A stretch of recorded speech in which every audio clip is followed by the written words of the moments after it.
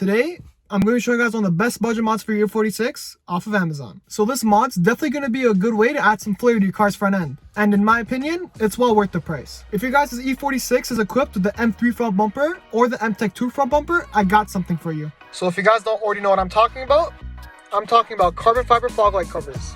As you guys can tell, I love my carbon fiber in my car. And I feel like these would add a great addition to the car's exterior. They're super cheap to order online from Amazon or eBay. They're super simple to install, and in my opinion, they're well worth the price. The shapes of the fog light covers actually vary between which front bumper you have. So there's only two sets you can get. There's one designed for the M3 front bumper, and then there's another one designed for the M package non-M front bumpers. The bumpers on the non-M being called M-Tech 2 front bumpers. So here, sadly in Canada, you actually aren't able to get a set of fog light covers for the M-Tech 2 front bumper. You can only get the ones for the M3 if you live in Canada. So I still ended up going ahead and buying the set, even though I knew it was meant for an M3 front bumper. Because when I was looking at it online, they both have the exact same attachment points. The only difference was the M-Tech 2 front bumper had a softer curved edge, while the M3 had a sharper edge. So today, I'm going to be showing you guys the final result and how it fits, as well as a detailed installation process. So first things first, let's get the car in the garage.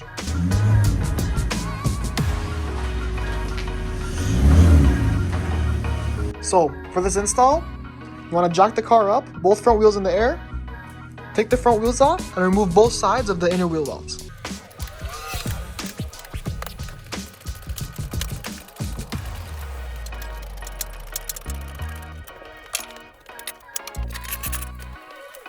So now that the car's off the ground, I'm going to take the wheels off.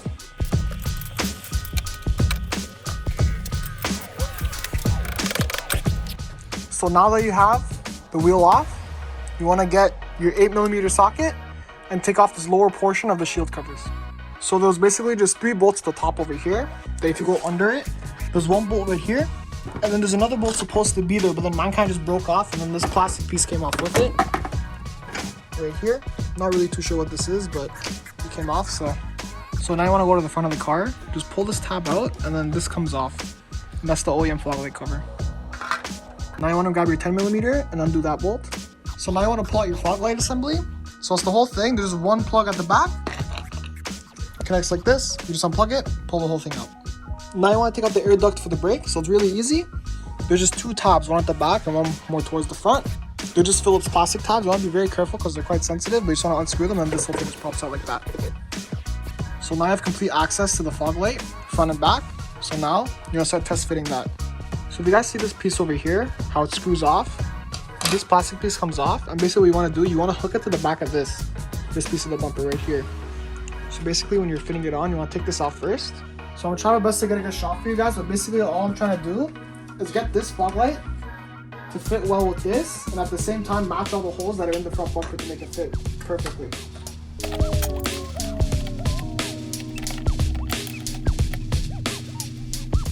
So next what you want to do is grab this little piece and go screw it in from behind. So it sits out around roughly over here. So from behind, you just want to screw it in.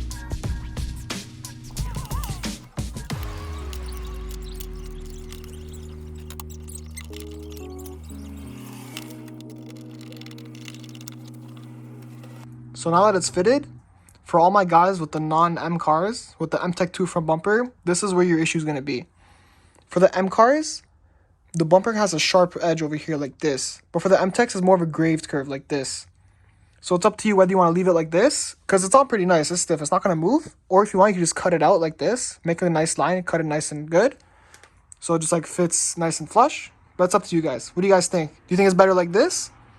Or do you guys think it's better off if I just cut this part? Let me know in the comments.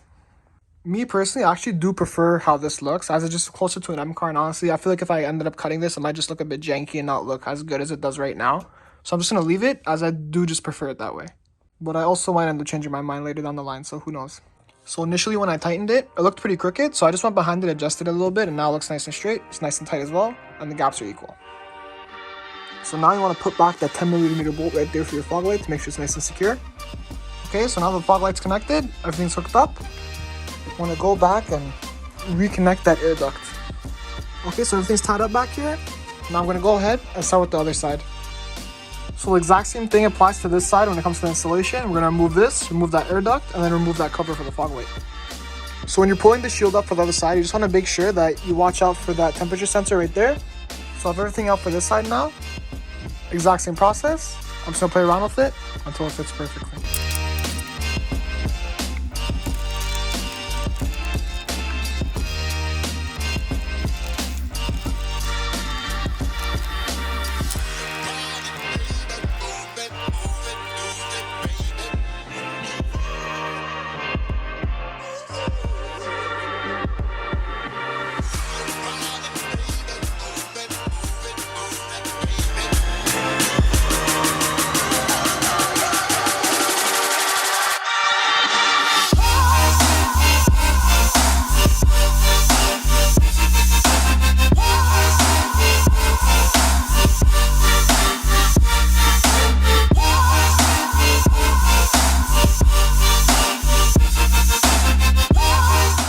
So I hope you guys enjoyed the video, and if there's any mods you guys want to see done on this car or any content related with this car, just let me know down below and I'll actually consider it.